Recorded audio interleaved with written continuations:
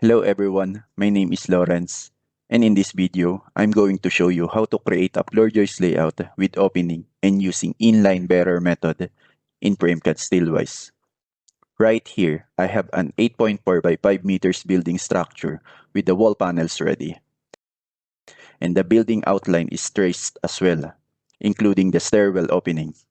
Let's begin by setting up the floor joist settings using the jset command. I will use a web floor joist with an 89 mm profile. I will keep the bearer method as inline and set oncoming web align to true. And then I will keep the rest of the settings. Next, use the JD command to create the floor joist layout. Select the floor boundary, then the stairwell opening. Next, select the set out point. And finally, select the direction where you want the floor joist to run. The blue JB members represent the joist beam, supporting S2 and J2.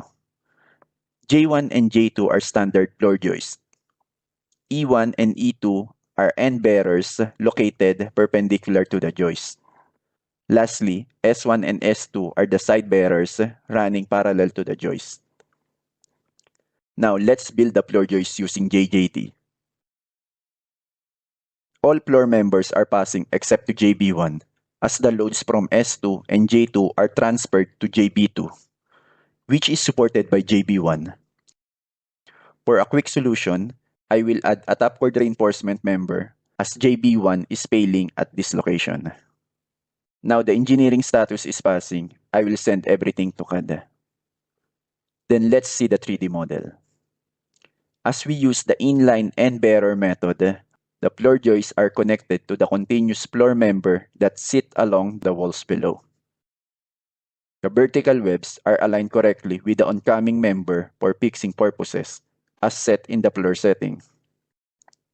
I hope you found this video useful, and thank you for watching.